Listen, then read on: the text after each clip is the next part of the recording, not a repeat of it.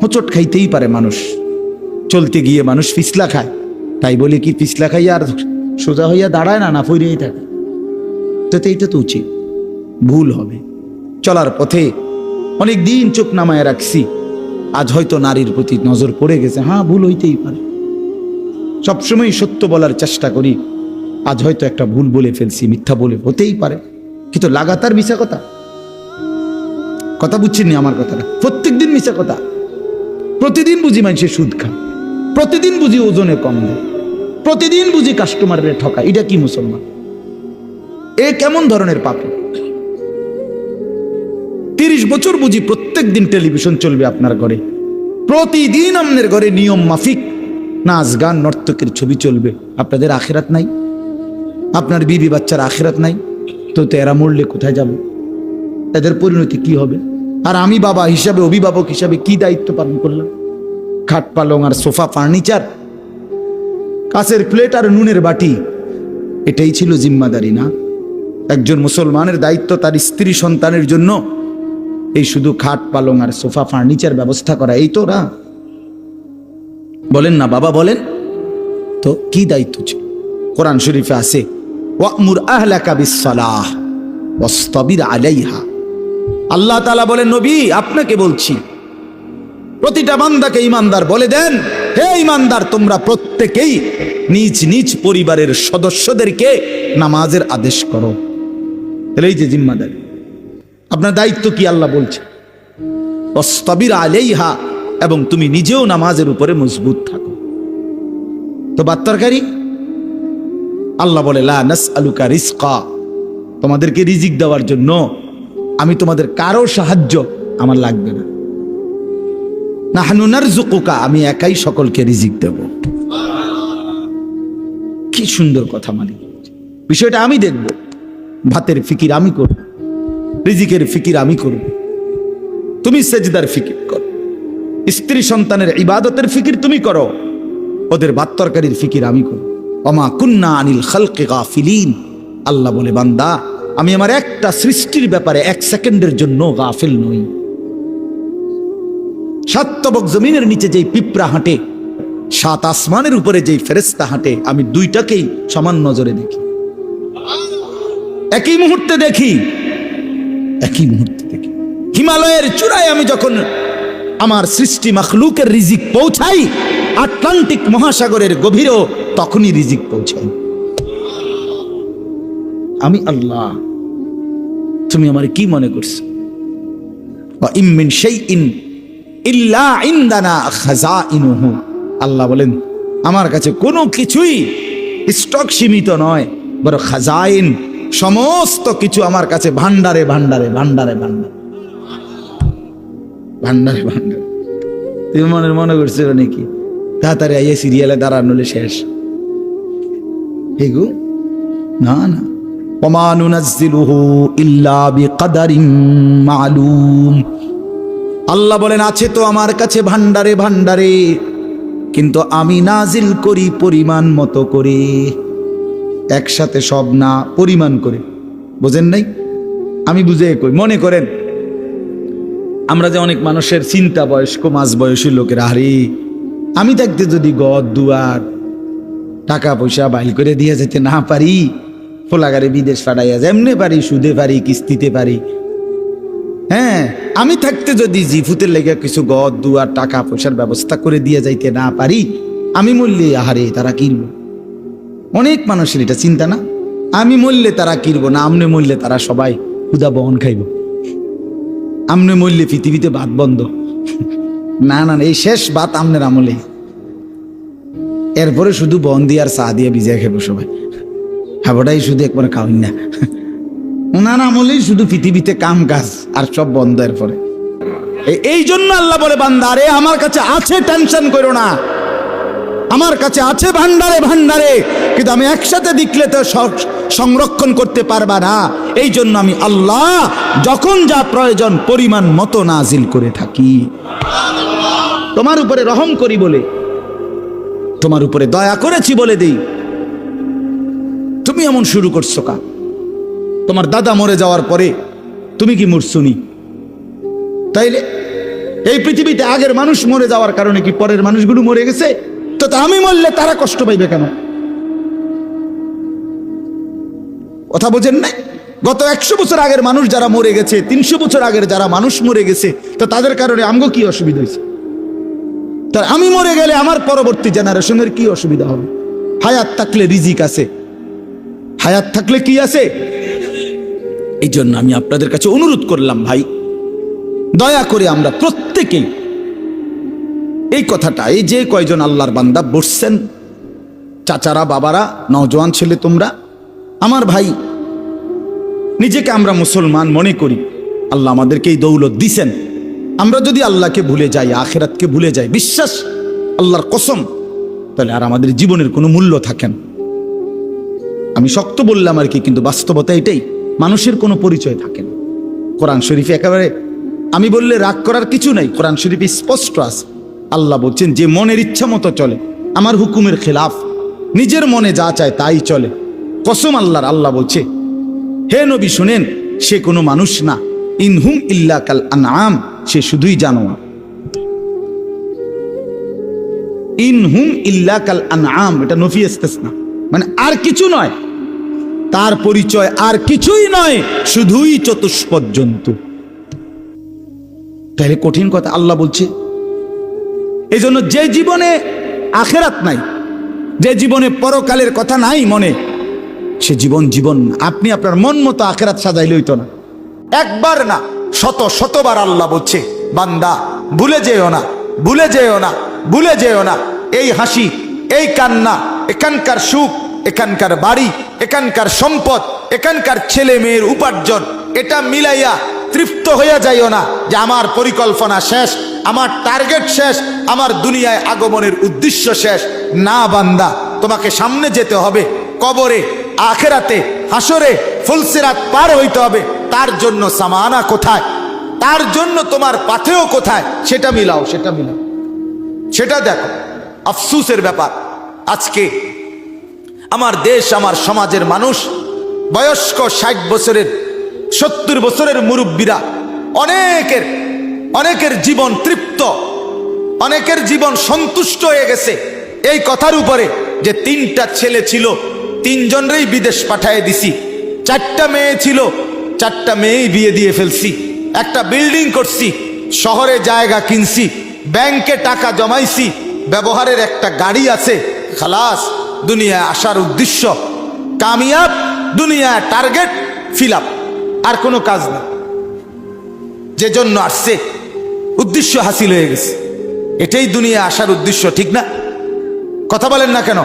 3 ছেলে বিদেশ পাঠানো, 4 মেয়ে বিয়ে দেওয়া, একটা বাড়িতে বিল্ডিং করা, অত্যাধুনিক টাইলস ব্যবহার করা, এখন আপনি সুখে খান, এখন ফ্যান চলে, এখন এসি চলে, এখন আপনার ছেলে মেয়ে টাকা পাঠায়, আর আপনি আরামসে ভাত মাছ চাল ডাল খাইতেছেন, আর গপসপ গল্প গুজব করতেছেন, টেলিভিশনে নাচ গান দেখতেছেন, খালাস জিন্দিগি না? হায় মুসলমান, এই তো তৃপ্তি। বুড়ো মানুষের চা দোকানের আড্ডা দেখলে, বয়স্ক মানুষের চা দোকানের আড্ডা দেখলে বুঝাই যায় উনি তৃপ্ত, ওনার মূলত কোনো টেনশন নেই, কোনো টেনশন নেই। চা দোকানে বসে বসে গপ মারে, সিগারেটের পর বিড়ি খায়, টেলিভিশনের নাচ গান দেখে, আরামসে বসে আছে। তার মানে মরবে, পরকাল আছে, এই ভাবনাই নাই, এই ভাবনাই। আল্লাহ আমাদেরকে বুঝ দান করেন, আল্লাহ আমাদের কলিজার মধ্যে ফিকির দান করেন। আখিরাতের ফিকির ছাড়া জিন্দেগির কোনো মূল্য নাই, আল্লাহ এটাই বলছেন। এখন কি আল্লাহর নবী সাল্লাল্লাহু আলাইহি সাল্লাম ঘুম থেকে উঠে উম্মতকে শিখাইছে, উম্মত একবার ঘুমাইছিলা, মরেই গেছিলা, আবার যখন ঘুম থেকে চোখ মেললা, পৃথিবীর আলো বাতাস আবার দেখলা, আল্লাহকে জানায় দাও আলহামদুলিল্লাহিল্লাযী আহইয়ানা বাদা মা আমাতানা। মাওলা আপনার শুকর, মাওলা আমি তো মরেই গেছিলাম, আপনি আবার হায়াত দিয়ে আমাকে বাঁচিয়ে দিলেন, তবে আমি জানি মাওলা এই মরা আর বাঁচার খেলায় একদিন ঠিকই ওয়া ইলাইহিন নুশুর, আপনার কাছে ফিরে যেতে হবে, ফিরে যেতে হবে। প্রতিদিন চোখ বন্ধ হয়, আবার চোখ আপনি মেলে দেন, মাওলা আমি জানি তবে এটাও জানি একদিন ঠিকই শুধু বন্ধ করবেন আর খুলবেন না, আপনার কাছেই নিয়ে যাবেন। ইলাইহিন নুশুর। প্রত্যেক ঘুম থেকে জেগে আল্লাহর নবী আল্লাহর কাছে ফিরে যাওয়ার কথা আল্লাহর কাছে নতুন করে মনে করাইতেন, নবায়ন করে নিতেন, নবায়ন করে নিতেন। তাহলে আমাদের প্রতিদিন ফিকির করা উচিত, মাওলা আপনার কাছে ফিরতে হবে, আল্লাহর কাছে ফিরতে হবে। অতএব এই কথাটা আল্লাহ তাআলা মনে করাই দিছেন, আমার দুনিয়া ভোগ করো, আমার জমিন ব্যবহার করো, আমার দেওয়া রিজিক উপভোগ করো। আমি দিয়েছি স্ত্রী, আমি দিয়েছি ছেলে, আমি দিয়েছি মেয়ে, আমি দিয়েছি আলো বাতাস রোদ বৃষ্টি, আসমান জমিন চন্দ্র সূর্য গ্রহ নক্ষত্র, ক্ষেত ফসল ফল ফসল আল্লাহরই দেওয়া। আল্লাহ বলে সবটা নেও বান্দা, শুধু মনে রাখো আবার আসতে হবে, আমার কাছে ফিরতে হবে, আমার কাছে ফিরতে হবে। এটা যদি ভাবি, কলিজার মধ্যে রাখি, তাইলে আর গুনাহ হবে না, আর হারাম হবে না, আর নাফরমানি হবে না। কারণ আমাকে যে যেতে হবে, আমাকে যে হিসাব দিতে হবে, আল্লাহর কাছে যেতে হবে। বলেন হিসাব দিতে হবে কিনা? বলেন, বলেন না সবাই দিতে হবে কিনা? বলেন আল্লাহর কাছে যেতে হবে কিনা? বলেন না। একটা একটা হিসাব দিতে হবে, একটা একটা।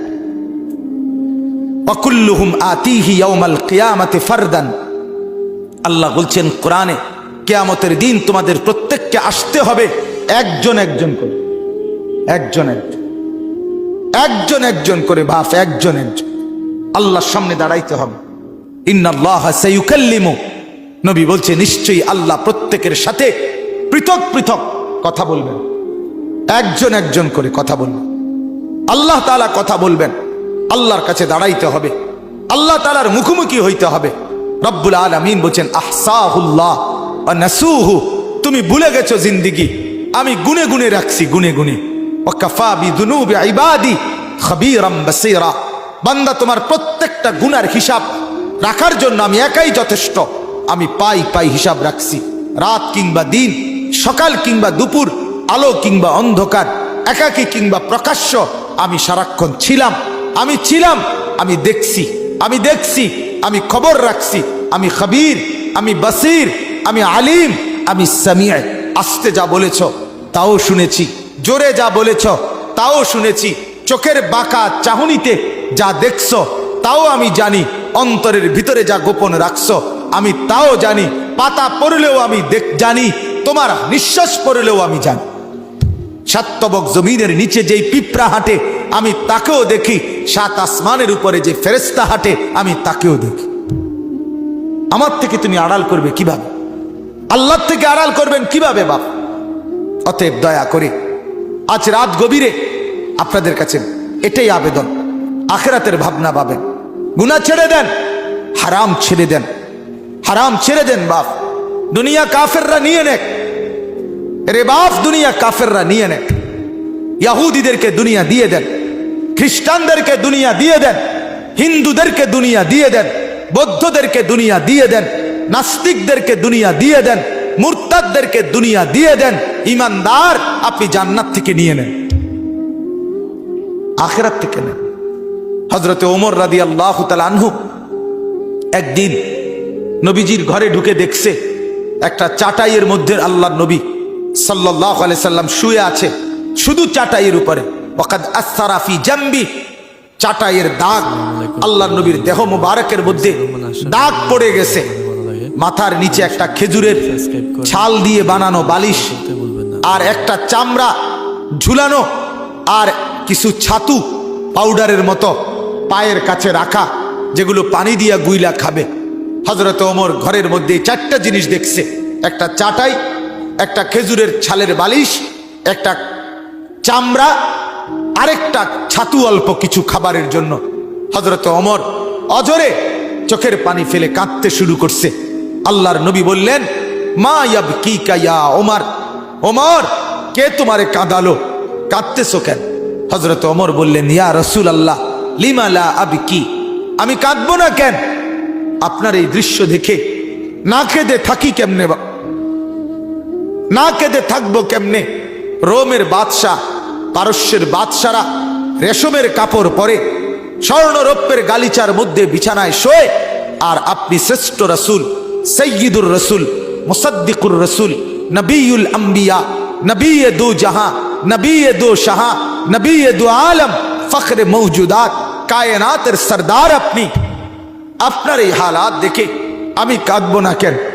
আল্লাহর নবী, হাদিসের মধ্যে আছে, আল্লাহর নবী বললেন, ওমর, আমা তারদা আন তাকুনা লানাল আখিরাহ ওয়ালা হুমুদ দুনিয়া।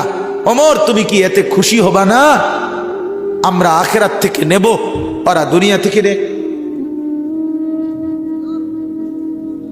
ওরা দুনিয়া নিয়ে নেক, আমরা আখিরাত থেকে নেব। হযরত ওমর চোখের পানি মুছে বললেন, ইয়া রাসূলুল্লাহ, আমি রাজি, আমরা আখিরাত থেকেই নেব, ওরা দুনিয়া দিয়ে দিলাম। ওয়ালাউলা আন ইয়াকুনা আন-নাসু উম্মাতান ওয়াহিদা লাজআলনা লিমান ইয়াকফুরু বির-রাহমান সুকুফাম মিন ফিদ্দা। আজীব আয়াত কোরআনের এটা। আল্লাহ বলে, শোনো বান্দা, ওই বান্দার শোনো, আমি না চাইছিলাম কাফের বেঈমানকে ঘর বাড়িগুলো শুদ্ধা স্বর্ণ রৌপ্য দিয়ে দুনিয়ার ঘর বাঁধাই করে দেই, দুনিয়া তারে দিয়ে দেই পুরাটা, তোমারে জান্নাত পুরাটা দিয়ে দেব। ইমাম ইবনু রজব হাম্বলি রহমতুল্লাহ আলাই তার কিতাবের মধ্যে লিখছেন, প্রতিটা দিন, খেয়াল করে শুনেন, প্রত্যেকটা দিন দুনিয়াবাসীকে ডেকে বলে, হে দুনিয়াবাসী, আমি শুধু আজকের জন্যই, একবারের জন্যই পৃথিবীতে এসেছি, কিয়ামত পর্যন্ত আর আসবো না। হে দুনিয়াবাসী, আমারে নষ্ট করো না, বরবাদ করো না, আমারে কাজে লাগাও। এরপরে তাফসীরে আমরা পড়ছি, সন্ধ্যা যখন হয়, সন্ধ্যা মানে মাগরিবের ওয়াক্তে দিন শেষ হয়ে যায় না, কথা বলেন না, সূর্য যখন ডুবে যায় তখন রাত শুরু হয়, ঠিক কি না বলেন? এই সন্ধ্যার আগে আগে দুনিয়াকে আবারও এই দিনটা, আজকের দিনটা, এটা আবার চিৎকার করে পৃথিবীবাসীকে বলে যে, হে দুনিয়াবাসী, আমি তো শেষ হয়ে যাচ্ছি, একটু নেক আমল করে আমার একটু কাজে লাগাও না।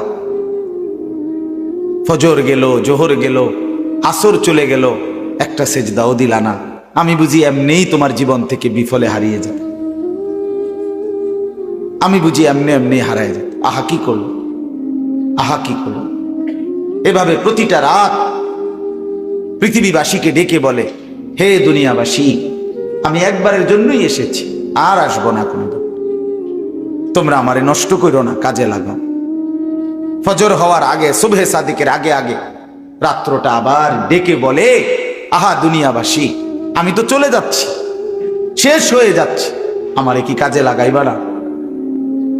সেজদা তাইলে দিবা না? আমার মনিবের জন্য একটা গোলামি করবা না? এভাবে রাত, সারাটা রাত ঘুমে ঘুমে, মোবাইল টিপতে টিপতে, নর্তকীর ছবি দেখতে দেখতে, নাচ গান উলঙ্গ দৃশ্য দেখতে দেখতে শেষ করে দিলা, শেষ করে দিলা। আল্লাহ আমাদেরকে বুঝ দান করেন। আমার বাপ, আমার ভাই, আজকে আমি আপনাদের সামনে কোরআনুল কারীমের 9টা আয়াত ধারাবাহিক পড়ছি। এই 9 আয়াতের প্রথম কথা, প্রথম বক্তব্য, আমাদের হায়াতের গুরুত্ব দেওয়া। আমরা যেন সময়কে গুরুত্ব দিই, আমরা যেন হায়াতকে গুরুত্ব দিই। কেন? আল্লাহ তাআলা এখানে দেখাচ্ছে, আপনাকে শুনাইতেছি, এই এখন দেখাইতেছি আপনাকে। আল্লাহ তাআলা বলেন, প্রত্যেকটা নাফরমান, পাপী, অবাধ্য, জালেম, নাফরমান, যুবক কিংবা বৃদ্ধ, মা কিংবা বোন, নারী কিংবা পুরুষ, যখন মৃত্যুর মুখোমুখি হবে, মালাকুল মউত আজরাইল আসবে, তে এখানে আছে প্রত্যেকটা মানুষ তার দুনিয়ার হায়াত, এই দুনিয়ার সময়টা আরেকবার কিছুটা সময় আল্লাহ তাআলার কাছে ভিক্ষা চাই, ভিক্ষা চাই। আল্লাহ, আমি বুঝি নাই মাওলা, আমি বুঝি নাই, মালাকুল মউত আজরাইল রে, একটু ফেরত দেন, আমারে আর কয়টা দিন দুনিয়ায় থাকতে দেন।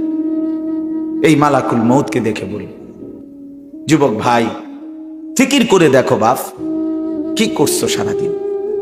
এটা কি কোনো জিন্দিগি হইল? শুধুই চুলের ফ্যাশন, শুধুই প্যান্ট বদলানো, শার্ট বদলানো, শুধুই দিন নাই রাত নাই, 2 আঙ্গুলে মোবাইল টিপা, নারীর ছবি, অশ্লীল দৃশ্য, জিনা, ব্যভিচার, আর শুধু ছবি তোলা, কুকুর, বিড়াল, শুকর, গরু, ছাগল, হাঁস, মুরগি, জীব জন্তু, মানুষ, বেড়া বেডি, ছোট বড়, নারী পুরুষ, জোয়ান বুড়া, হুজুর, পাবলিক, কিছু অপদার্থের জিন্দিগি বেঈমান এভাবে ওয়াশ করে দিছে মাথা যে তোর কামে হইল শুধু জিডা পাইবি ছবি উড়াই, তোরে খোদা বানাইছে শুধু ছবি উড়াইতে, খালাস। পৃথিবীতে আসার উদ্দেশ্য ছবি তোলা, ছবি তুলবা। শুধু চেষ্টা করবা যেন 18,000 মাখলুকাতের লগে তোমার একটা একটা ছবি থাকে। আস্তাগফিরুল্লাহ। বলেন এটা কি কোনো জীবন হইল? বলো না ভাইয়া, তোমরা বলো। একটাবার ইনসাফের সাথে ভাবো, ইনসাফের সাথে ভাবো। তুমি তোমার হায়াত নিয়ে ভাবো, তুমি তোমার জিন্দিগি নিয়ে ভাবো। খুদার কসম বাপ, এই হায়াত মনে পড়ে ওই যে ওই হেরা ব্যাটকা, এই ছেলে ঘটনা কি? আরে তোমারে বলছি, তুমি পিছনে চাও কেন? ওরে ধাক্কাও কেন, হাসো কেন? সাফ কথা বাপ, আমি একজনকেও ছাড়তে রাজি না। আমার জিন্দিগির সিদ্ধান্ত এটা। কোন গাফেল, কোন ফালতু মানুষ আমি বলতে রাজি না। প্রয়োজনে একজনকে বলবো, ফালতুকে বলবো না। আমি টর্চ লাইটের মতো সারাক্ষণ চোখ ঘুরাই, আমার এটা তবিয়ত। এক সিদ্ধান্ত নিয়ে জিন্দিগির এই বয়ান করি, আমার নওজোয়ান বদলাইতে হবে। আমার সম্পদেরা, এই ছেলেগুলো যদি নষ্ট হয়ে যায়, একটা গাছের মূল অংশই যদি নষ্ট হয়ে যায়, এই গাছ টিকবে কিভাবে? একটা জাতির যুব সমাজ যদি নষ্ট হয়ে যায়, খোদার কসম ওই জাতি টিকে না, ওই জাতি টিকে না। পৃথিবীর উত্থান পতন, আলো অন্ধকারের সবকিছু যুবকের দ্বারা। যুবক চাইলে গড়তেও পারে, যুবক চাইলে ভেঙেও ফেলতে পারে, নষ্ট করেও ফেলতে পারে। ছেলেরা বলো, এত নারী দেখা কি হবে শেষ পর্যন্ত ভাইয়া? সারাদিন তোমরা যারা নারী, ছবি, মোবাইল, অশ্লীল দৃশ্য দেখে, শেষ পর্যন্ত কখন থামবা? প্রিয় ভাই আমার, কোন দিন থামবা? কোন দিন, কোন দিন থামবা? তোমার কি কোনোদিন রাত ভোর হবে না? তোমার কি যৌবন শেষ হবে না? তোমার 18 বছর 20 বছরের হায়াত, এটা কি কোনোদিন আর 40 বছর হবে না? একদিন তোমার চোখের পাওয়ার কমে যাবে, একদিন কোমরের ব্যথা বাইরে যাবে, একদিন তোমারও শরীরের সমস্ত অঙ্গ প্রত্যঙ্গে দুর্বলতা চলে আসবে, খুব দ্রুত, খুব দ্রুত। আল্লাহ তাআলা বলেন, সুম্মা নুখরিজুকুম তিফ ওয়া নুকিররু ফিল আরহামি মা নাশাউ ইলা আজালিম মুসাম্মা। আমি মায়ের পেটে সন্তানকে একটি নির্দিষ্ট সময় পর্যন্ত রাখি। সুম্মা নুখরিজুকুম তিফলান, অতঃপর আমি আল্লাহ শিশু এক বাচ্চা হিসাবে মায়ের পেট থেকে বের করে আনি। এরপরে সুম্মা লিতাবলুগু আশুদ্দাকুম, এরপরে সেই বাচ্চাটা তোমরা ধীরে ধীরে শক্তি সামর্থ্যবান হতে থাকো, মানে আস্তে আস্তে কিশোর, তরুণ, যুবক হইতে থাকে। এই হইতে হইতে আগাইতে আগাইতে এর মধ্যে আমি আরো 2টা কাজ করি। আল্লাহ বলেন, একটা হলো অমিনকুম মান ইউতাওয়াফফা বিল, আমি এর মাঝে অনেককে এই কিশোর, তরুণ, যৌবন হতে হতে দেই।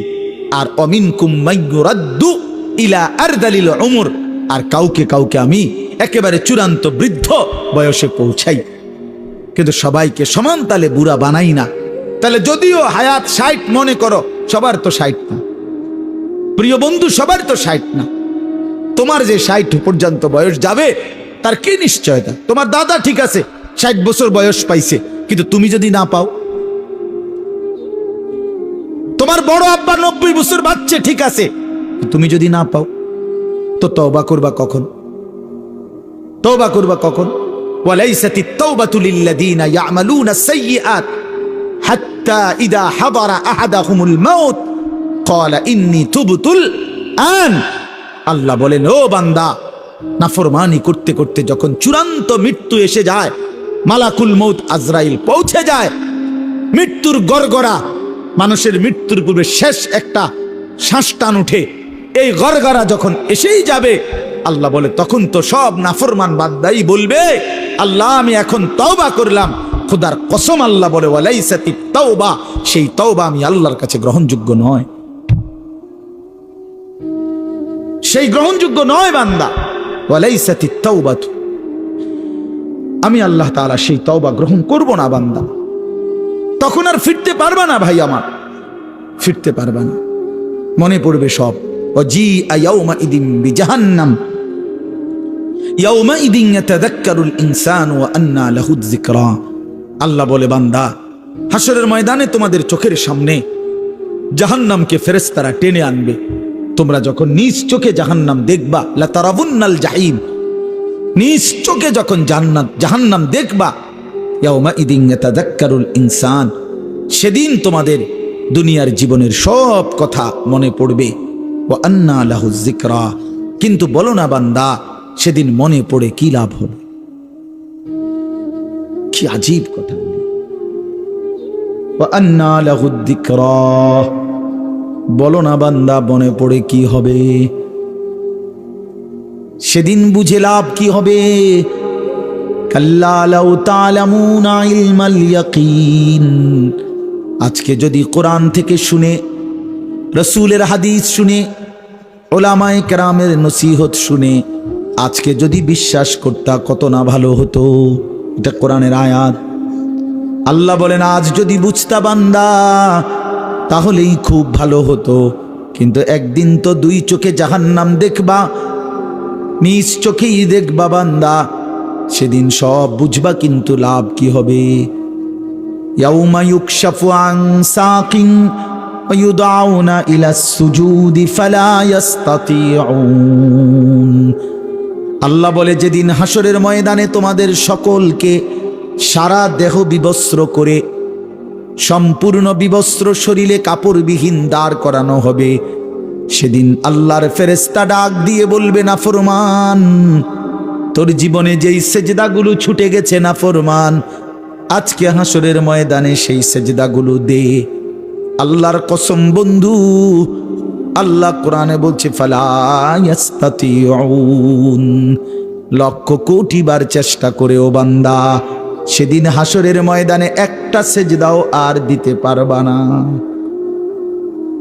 আজ তো পারতা, কেন নামাজ পড়লা না? কেন নামাজ পড়লা না? বলো ভাইয়া, কি লাভ হবে আমারে মহব্বত কইরা? একদিন শুনবা, আনিসুর রহমান আশরাফি নামে এক বক্তা ছিল, ওই মরে গেছে। একদিন শুনবা বন্ধু, ওই মাওলানা আমগো এলাকায় সব সময় আসতো, সে মরেই গেছে। মৃত্যু তারে কবরে পৌঁছায় দিবে। কি লাভ হবে? তুমি পছন্দ করলেও তো আমারে রাখতে পারবা না, আমি পছন্দ করলেও তো তোমারে রাখতে পারবো না বন্ধু। সব তো মালিকের কবরে চলেই যেতে হবে। হাত্তা যুরতুমুল মাকাবির, আল্লাহ বলে, একটা সময় তো কবরেই পৌঁছে যাবা। কাল্লা সাউফা তা'লামুন, তখন বান্দা কবরে সেই জানতে পারবা নাফরমানির পরিণতি কি। নাফরমানির পরিণতি কি? আল্লাহ আমাকে বুঝদান করে। নাফরমান জাহান্নামী তখন বলবে, আল্লাহ, আমার দুর্ভাগ্য আমার কপালের উপরে লেগে গেছে, আমি বড় মন্দ কপাল, আমি বুঝি নাই। আমার দুর্ভাগ্য আমার উপরে প্রভাব বিস্তার করেছে। অকুন্না কওমান দাল্লিন, আমি পথভ্রষ্ট সম্প্রদায়ের অন্তর্ভুক্ত ছিলাম। আল্লাহ, ভালো মানুষ আমি পাই নাই, নেককার মানুষ পাই নাই, চরিত্রবান মানুষের সংস্পর্শ পাই নাই, কিছু অসভ্য মানুষের সাথে চলছিলাম, ফলে আজ নাফরমানির জিন্দেগিতে ভেসে গেছিলাম। মাওলা, আমার দুর্ভাগ্য মাওলা। রব্বানা আখরিজনা মিনহা, এ কথা বলে নাফরমান জাহান্নামী আবার বলবে, মাওলা দেন না, দেন আমারে জাহান্নাম থেকে একটু বের করে দেন, আমারে দুনিয়ায় যেতে দেন না মাওলা, আমি পারছি না মাওলা, এই আগুন আমি সইতে পারছি না, এবার দেন না। আবার বলছি মাওলা, আবার দেন। ফাইন উদনা ফাইন্না যালিমুন, আমি যদি এবার গেলে নাফরমানি করি তা আমি আসলেই জালেম, আপনি আমারে তখন ডবল রিডবল শাস্তি দিয়েন, এবার ছেড়ে দেন। তখন শেষ আয়াত, আল্লাহ তখন বলবে, ক্বাল আখসাউ ফিহা ওয়ালা তুকাল্লিমুন, আল্লাহ বলবে, নাফরমান তুই জাহান্নামেই পড়ে থাক, আর একটা কথা বলবি না। ওয়ালা তুকাল্লিমুন, আর কোনো কথা বলবি না, চুপ।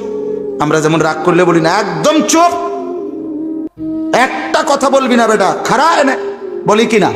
এই আল্লাহ বলবে পড়ে থাক বেঈমান নাফরমান জাহান্নামে, ওয়ালা তুকাল্লিমুন, আর কোনো কথা বলবি না, একটা কথা নাই। আর তাফসীরে মাআরিফুল কোরআন স্পষ্ট লিখছে, আল্লাহ যখন কোনো জাহান্নামীকে এটা বলে ফেলবে যে তুই আর কথা বলবি না, খোদার কসম, তখন ওই জাহান্নামী আর মানুষের মতো শব্দ করতে পারবে না, তার জবান থেকে তখন কুকুর কিংবা গাধার মতো নিকৃষ্ট আওয়াজ বের হবে। আল্লাহ আমাকেও মাফ করে দেন, আমাদের প্রত্যেককে মাফ করে দেন। আল্লাহ তাআলা আজকের মাহফিল কবুল করেন। আজকে আপনাদের আমাদের সবাই যেন সময়কে কদর করি। যুবক ভাই, মোবাইলের আসক্তি ছেড়ে দাও, জিন্দিগি কাজে লাগাও, 5 ওয়াক্ত নামাজ পড়ো, ফজরের নামাজ পড়ো। বাবা চাচারা জিন্দিগি সুন্দর করেন, মা বোনরা হায়াতকে কদর করেন, পর্দা পুশিদার জিন্দিগি পালন করেন। আল্লাহ তাআলা তৌফিক দান করেন। কিছু বলবো?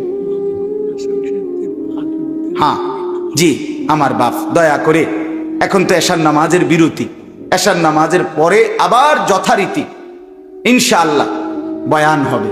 বিশেষ করে আমার আজকের এই মাহফিলের যিনি প্রধান বক্তা, আপনারা সবাই জানেন, আমার পরম শ্রদ্ধেয় বড় ভাই, আমার অভিভাবক, আমার মুরব্বী, যে আমারে কোলে পিঠে করে পড়ালেখা করাইছে, তিনি আমার শুধু ভাই না, আমার আপন বড় ভাইও। আমি ভাইয়ার কাছে সরাসরি ছাত্রের মতো পড়ালেখা করছি, ছাত্র হিসাবে। ভাই আমারে ছোটবেলায় কোলে করে বাসের সিটে বসায় নাই, কোলে বসাইয়া নোয়াখালী লক্ষ্মীপুর টুমচর মাদ্রাসায় ক্লাস 5-এর পরে দিয়ে আসতো, আবার ভাইয়া আনতো গিয়া ব্রাহ্মণবাড়িয়া দিয়ে আসতো। মানে এত ছোট ছিলাম যে সিটে বহাইতো না, কোলে বইতাম ভাইয়ের। সেই বড় ভাই আলহাজ হজরত মাওলানা মাহবুবুর রহমান আশরাফি দামাত বারাকাতুহুমুল আলিয়া, ভাইয়াও ইনশাআল্লাহ বয়ান করবে।